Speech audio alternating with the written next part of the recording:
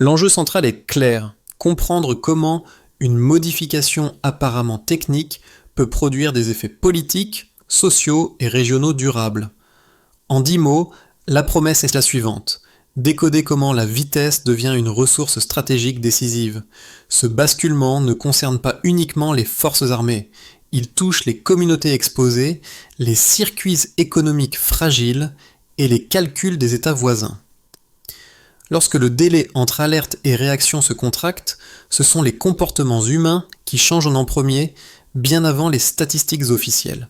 L'apparition d'un leadership capable d'imposer ce nouveau tempo, associé au nom d'Ibrahim Traoré, oblige également à poser une question plus large. Qu'advient-il des doctrines héritées lorsque l'initiative locale reprend le dessus ? L'intérêt pour le lecteur est immédiat. Saisir pourquoi ce changement invisible redéfinit déjà les règles du jeu, et pourquoi ces conséquences dépassent largement le cadre militaire strict. La première révélation tient à un chiffre longtemps sous-estimé. En moins de 24 mois, le délai moyen entre détection et réaction s'est contracté à un niveau que peu d'analystes jugeaient atteignable. La seconde est que cette bascule ne procède pas d'une coalition extérieure, mais d'un réagencement interne progressivement attribué au leadership d'Ibrahim Traoré.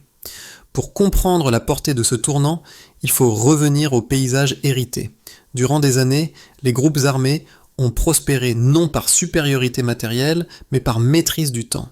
Ils franchissaient les frontières à l'aube, se dispersaient au crépuscule et exploitaient systématiquement l'intervalle entre l'alerte et la réponse. Le territoire n'était pas seulement un espace physique. Il devenait un corridor temporel, ouvert par les retards cumulés. Les communautés vivaient avec l'idée qu'un danger pouvait surgir sans avertissement, puis disparaître avant toute intervention. L'appareil sécuritaire national fonctionnait alors comme un patchwork, des avant-postes espacés, un renseignement fragmenté et des procédures dépendantes de relais extérieurs produisaient une lenteur structurelle. Les missions internationales tentaient de compenser par des moyens techniques et des opérations conjointes, mais leur priorité répondait souvent à des agendas conçus ailleurs. Le tempo local restait en décalage avec l'urgence vécue sur le terrain. C'est dans cet écart que s'inscrit la mini-révélation centrale. L'avantage insurgé reposait moins sur la géographie que sur la durée. Effacer ce retard devenait la variable décisive. Lorsque cette idée commence à guider les décisions, une autre lecture du champ de bataille s'impose. Le contrôle du sol sans contrôle du ciel apparaît insuffisant. L'air cesse d'être un décor pour devenir un multiplicateur stratégique. Les premiers signaux sont discrets. Des unités locales rapportent des confirmations plus rapides. Des alertes communautaires circulent en minutes plutôt qu'en dizaines de minutes. Des zones réputées imprévisibles deviennent plus lisibles.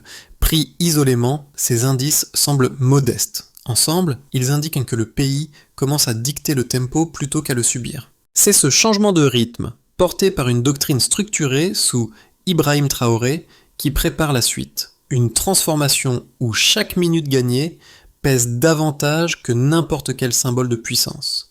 Pour saisir concrètement ce qui change, il faut suivre ceux qui se trouvent au point de contact entre doctrine et terrain.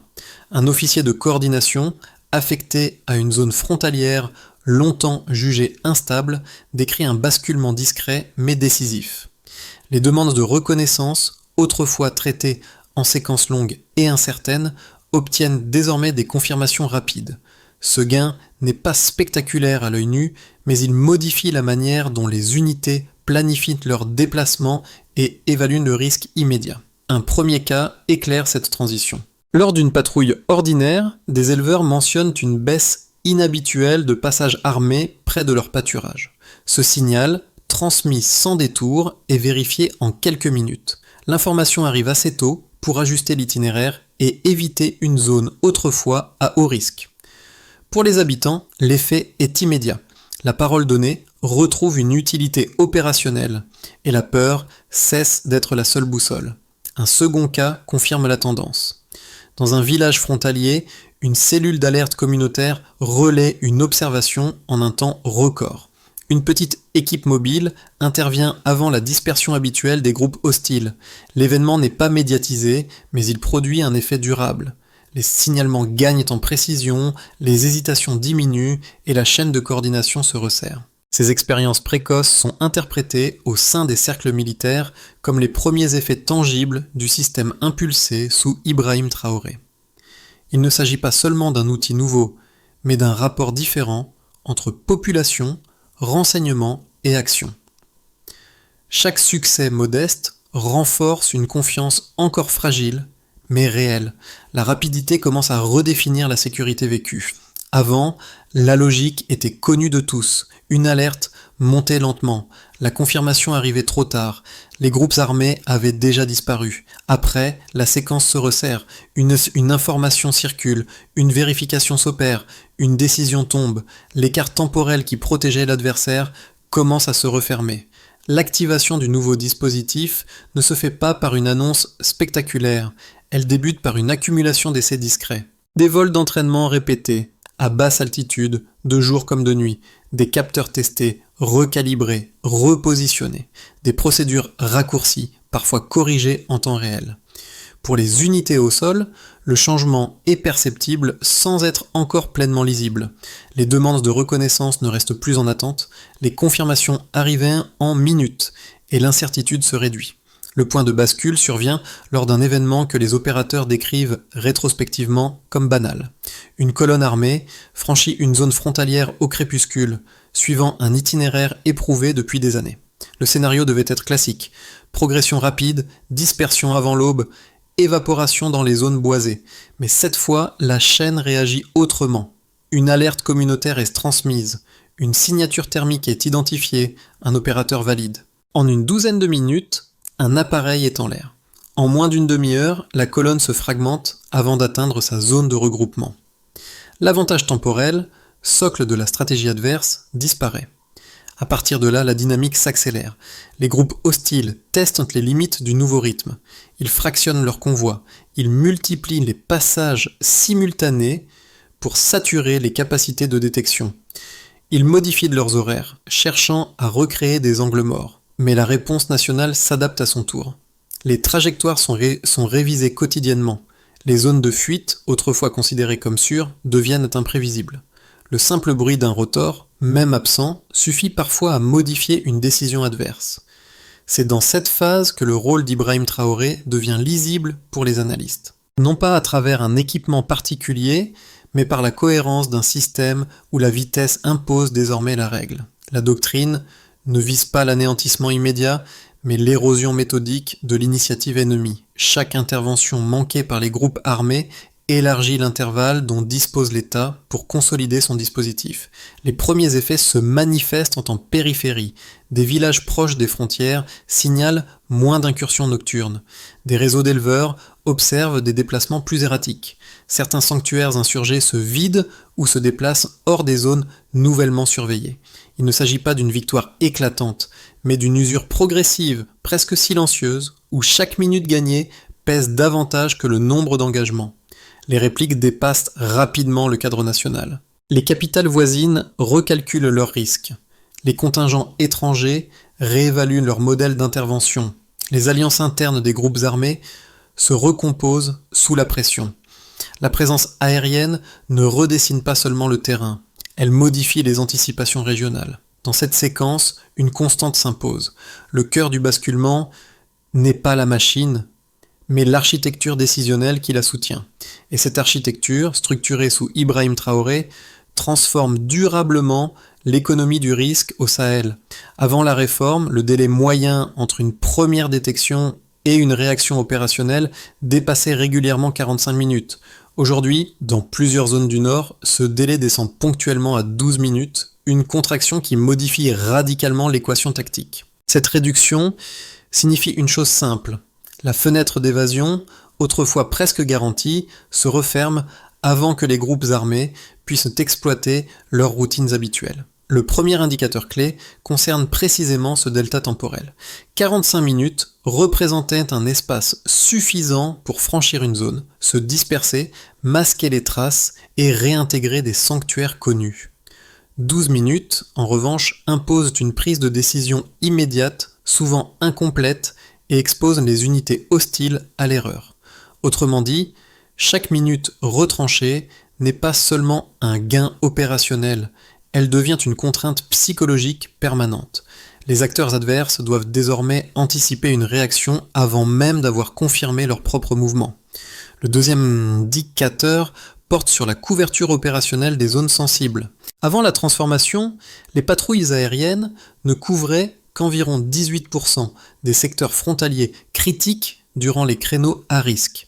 Cette couverture dépasse désormais 40%, selon des officiers impliqués dans la coordination. L'explication est essentielle. Passer d'une surveillance fragmentée à une présence plus continue transforme la perception du terrain. Des itinéraires autrefois considérés comme sûrs deviennent incertains, non parce qu'ils sont systématiquement surveillés, mais parce qu'ils peuvent l'être à tout moment. Cette incertitude redéfinit les calculs de mobilité. Le troisième indicateur touche à la réactivité communautaire. Avant, le relais d'une alerte villageoise pouvait prendre près de 30 minutes en raison de chaînes de transmission longues et peu standardisées. Aujourd'hui, plusieurs équipes locales rapportent des transmissions en 5 minutes. Ce raccourcissement n'est pas anodin. Il signifie que les communautés cessent d'être de simples témoins passifs pour devenir des capteurs avancés du dispositif. Une information transmise rapidement conserve sa valeur tactique. Transmise trop tard, elle n'est plus qu'un récit. Pris ensemble, ces trois chiffres forment l'ossature mesurable de la doctrine émergente. Ils ne racontent pas toute l'histoire, mais ils révèlent une cohérence systémique. Le temps compressé agit comme un multiplicateur de pression. Chaque alerte plus rapide renforce la crédibilité du système, ce qui incite à davantage de signalements, lesquels améliorent encore la qualité du renseignement. Les analystes décrivent ce phénomène comme un effet d'engrenage où la vitesse génère elle-même les conditions de sa propre efficacité. Dans ce cadre, l'influence d'Ibrahim Traoré apparaît moins comme une décision isolée que comme une orientation structurante. Les chiffres prennent sens parce qu'ils s'inscrivent dans une vision où la supériorité locale ne se mesure plus seulement en effectifs ou en armement, mais en capacité à agir avant l'autre. Une armée qui perd le tempo perd l'initiative avant même le premier contact. Enfin, replacés dans leur environnement régional, ces deltas prennent une dimension supplémentaire. Les capitales voisines observent la baisse des incursions et ajustent leur propre modèle de risque. Même si la transformation reste fragile, la convergence entre données chiffrées et signaux de terrain suggère qu'un seuil a été franchi. Ce seuil marque l'entrée dans une phase où la vitesse, devenue ressource stratégique, redéfinit durablement la stabilisation d'un espace aussi vaste que le Sahel. Deux lectures s'opposent depuis le début de la transformation sécuritaire observée. La première, largement partagée parmi les analystes prudents, soutient que l'avantage actuel ne peut être que transitoire. Selon cette thèse, les groupes armés ont démontré, au fil des années, une capacité d'adaptation remarquable. Ils modifient leurs itinéraires, réduisent la taille de leurs unités, se fondent dans les dynamiques locales et exploitent à la moindre faille logistique ou humaine. Dans cette perspective, toute supériorité technologique finit par être contournée, car la symétrie repose moins sur les moyens que sur la plasticité organisationnelle. Le ciel peut contraindre, mais il ne peut verrouiller durablement un espace aussi vaste. La seconde lecture avance l'argument inverse. Elle considère que ce qui se joue dépasse largement l'introduction d'un outil aérien ou d'un gain ponctuel de réactivité. Le cœur du changement résiderait dans la synchronisation nouvelle entre renseignement, décision et action. Dans ce modèle, la vitesse n'est pas un avantage isolé, mais une propriété systémique. Chaque acteur, du village au commandement, alimente une boucle continue où l'information conserve sa valeur parce qu'elle circule vite.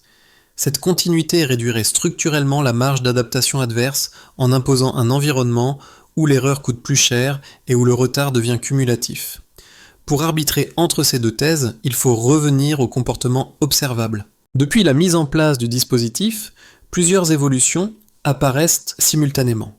Fragmentation accélérée des convois, abandon de routes historiquement privilégiées et déplacement forcé de certaines cellules vers des zones moins centrales. Ces ajustements ne relèvent pas d'une simple ruse tactique isolée. Ils traduisent une contraction mesurable de l'espace d'initiative, là où les groupes armés disposaient auparavant d'une liberté temporelle beaucoup plus large. Un autre élément renforce cette lecture. La transformation ne repose pas sur un équipement unique, facilement neutralisable ou contournable, mais sur une doctrine intégrée. C'est cette cohérence, structurée sous le leadership d'Ibrahim Traoré, qui modifie la matrice décisionnelle de l'adversaire. L'adaptation reste possible, mais elle s'effectue désormais dans un cadre plus contraint où chaque tentative comporte un risque accru. La synthèse qui s'impose est nuancée. Oui, les groupes armés continueront à s'adapter. Mais pour la première fois depuis longtemps, cette adaptation se fait en réaction et non plus dans l'anticipation. Le tempo a changé de camp et avec lui, la dynamique fondamentale du conflit. À ce stade, la vitesse devient une contrainte mentale. Le véritable basculement ne se situe pas seulement dans les chiffres ou les cartes mises à jour, mais dans un glissement plus subtil des anticipations. À ce stade, les observateurs comprennent que les groupes armés ne réagissent plus uniquement à des actions visibles. Ils intègrent désormais la possibilité permanente d'une intervention rapide, même lorsque rien ne se manifeste à l'horizon. Cette présence potentielle modifie la prise de décision avant même le mouvement. Ce changement est décisif. Dans l'ancien modèle, l'absence de réaction immédiate équivalait à une forme de sécurité implicite. Désormais, l'incertitude domine. Un convoi peut être observé, une trajectoire peut être suivie, une alerte peut circuler plus vite que prévu. Cette simple possibilité suffit à fragmenter les choix, à retarder des déplacements ou à provoquer des renoncements silencieux. Le coût de l'initiative augmente sans qu'un seul appareil soit nécessairement engagé. Les analystes régionaux identifient ici un point de non-retour. Lorsque l'adversaire doit intégrer en permanence une variable invisible mais crédible, l'équilibre psychologique se déplace. La planification devient plus prudente, les marges se réduisent et la coordination interne se fragilise. Ce n'est plus seulement le terrain qui est surveillé, mais le temps lui-même. C'est dans cette zone grise entre action et anticipation que la doctrine impulsée sous Ibrahim Traoré révèle sa portée réelle. Elle ne cherche pas à contrôler chaque mouvement, mais à influencer toutes les décisions. À mi-parcours, une certitude s'impose. La bataille se joue désormais autant dans les esprits que sur le sol. Les effets de la transformation sécuritaire ne se déploient pas de manière uniforme. Ils se distribuent selon des lignes institutionnelles, économiques, sociales et régionales, chacune révélant une facette spécifique du changement en cours. Pour l'État, la première conséquence est une reprise d'initiatives mesurables. La compression des délais permet de sortir d'une logique d'urgence permanente. Des ressources auparavant absorbées par la réaction tardive peuvent être redéployées vers la consolidation territoriale et la planification. Les centres de commandement gagnent en autonomie décisionnelle, réduisant la dépendance à des relais extérieurs. Cette crédibilité accrue renforce l'autorité institutionnelle et modifie la relation entre pouvoir central et périphérie. La sécurité cesse d'être perçue comme une promesse abstraite, elle devient une capacité démontrée. Pour les acteurs économiques, l'impact est plus indirect mais structurant. La baisse des incursions dans plusieurs zones sensibles améliore la prévisibilité des flux. Des axes commerciaux longtemps perturbés connaissent moins d'interruptions forcées. Les transporteurs ajustent leurs itinéraires avec davantage de confiance et certains circuits pastoraux se réactivent. Cette stabilisation relative n'élimine pas le risque, mais elle le rend calculable. Pour les PME locales, cette différence est déterminante. Elle autorise des décisions d'investissement modestes mais réelles, fondées sur un environnement où l'aléa n'est plus total. Pour les populations, les conséquences sont d'abord psychologiques. Dans plusieurs villages, la certitude qu'une réponse rapide est possible modifie les comportements. Les signalements augmentent, les déplacements nocturnes diminuent, et la coopération avec les unités locales s'intensifie. Le sentiment d'abandon, longtemps dominant, commence à reculer. La sécurité ne se mesure pas ici en statistiques, mais en minutes gagnées sur la peur. Cette dynamique sociale renforce le dispositif lui-même, car une population plus confiante devient un acteur à part entière de la chaîne d'alerte. À l'échelle régionale, enfin, les répercussions sont immédiates. Les capitales voisines recalculent leur modèle de risque face à un voisin capable d'influencer les équilibres frontaliers. Certains États ajustent leurs propres dispositifs pour éviter des effets de débordement, tandis que des acteurs extérieurs revoient leur marge d'intervention. Cette prudence nouvelle traduit une reconnaissance implicite. les grilles de lecture anciennes ne suffisent plus. Le Sahel ne se laisse plus appréhender comme un espace passif, mais comme un ensemble dynamique où l'initiative locale compte. Prise ensemble, ces 4 niveaux montrent que la transformation dépasse le champ militaire strict. Elle redessine les comportements, les flux et les anticipations. Sous l'impulsion d'Ibrahim Traoré, la vitesse devient un facteur de pouvoir transversal, capable d'affecter l'administration, l'économie, la société et la géopolitique. Ce n'est pas une victoire achevée, mais un déplacement durable des lignes de force. À partir des dynamiques observées, 3 trajectoires plausibles se dessinent pour les mois à venir. Elles ne sont pas des prédictions, mais des cadres de lecture permettant d'anticiper les tensions, les opportunités et les risques associés à la compression durable du temps sécuritaire. Dans un scénario de base, le dispositif actuel se stabilise sans rupture majeure. Les délais de réaction demeurent comprimés, même si les capacités restent sollicitées à leurs limites. Les groupes armés continuent de s'adapter, mais sans retrouver l'initiative temporelle qui structurait auparavant leurs opérations. Les États voisins maintiennent une posture prudente, ajustant leur modèle de risque sans confrontation ouverte. Ce scénario consolide un équilibre fragile. La menace persiste, mais elle est contenue dans un cadre plus lisible, où la réactivité nationale reste le principal amortisseur.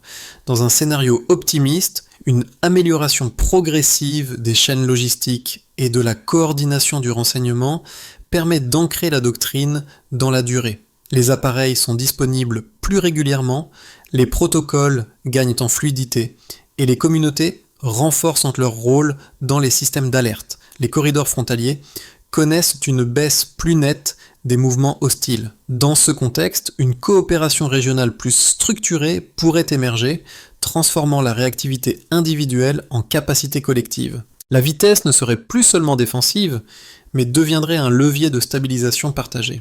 Dans un scénario pessimiste, les contraintes techniques s'accumulent, les cycles de maintenance s'allongent, réduisant la disponibilité opérationnelle. Les groupes armés exploitent ces intervalles pour reprendre l'initiative dans certaines zones. Parallèlement, une pression géopolitique accrue, qu'elle provienne d'acteurs extérieurs ou de frictions régionales, introduit des risques de surinterprétation. Une succession d'incidents mal calibrés pourrait entraîner une spirale de méfiance, rendant chaque intervention plus coûteuse et plus instable.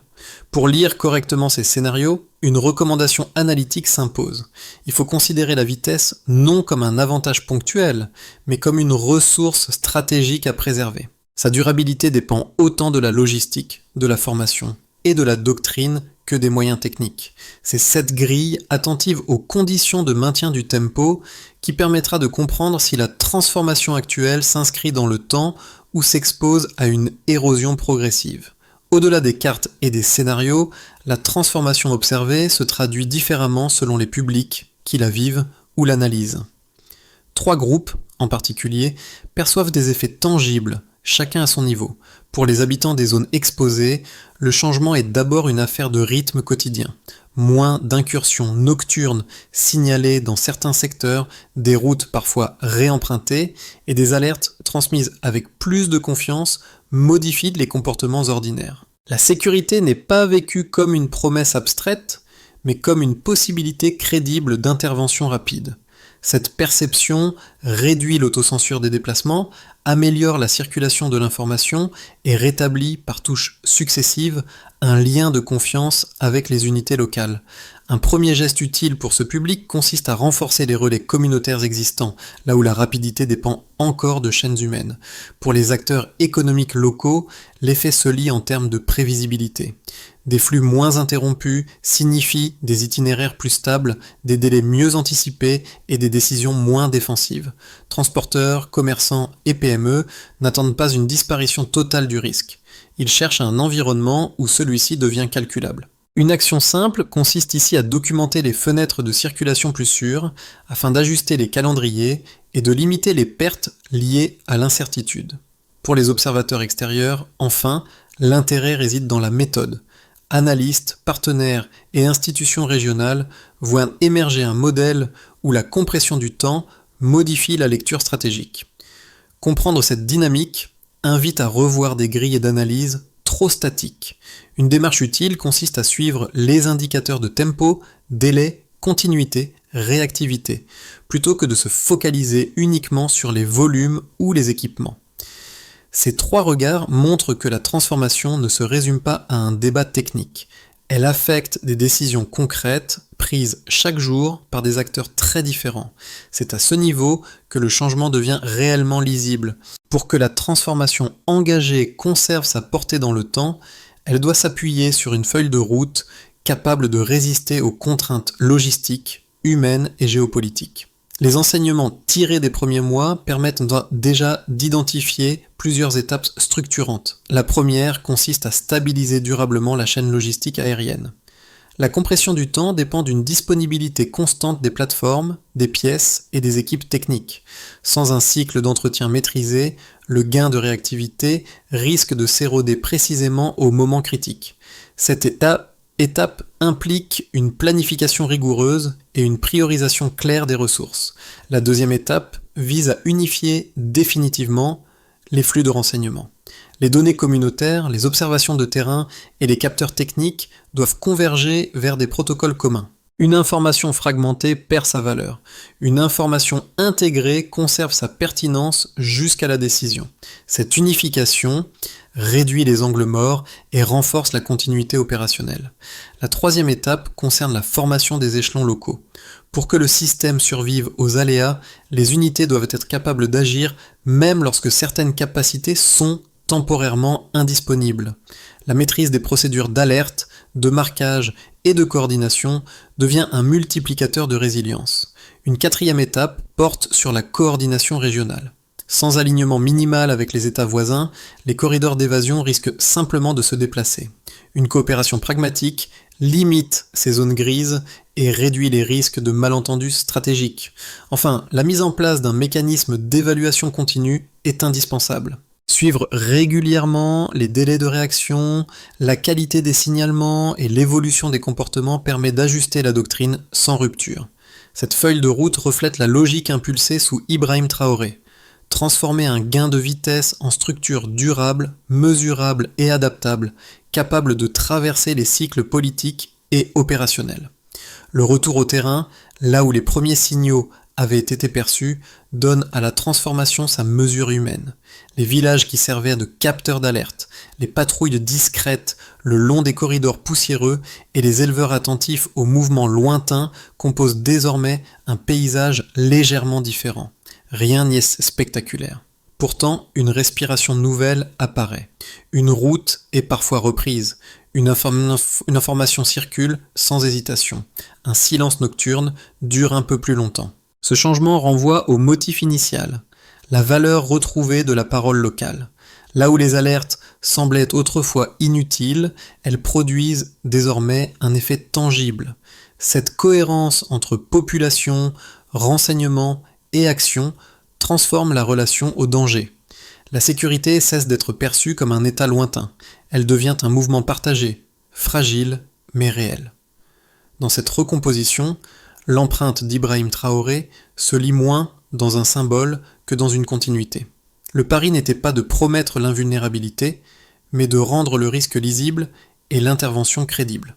Jour après jour, cette logique s'ancre dans les gestes ordinaires. Signaler plus vite, décider plus tôt, agir sans attendre l'irréversible.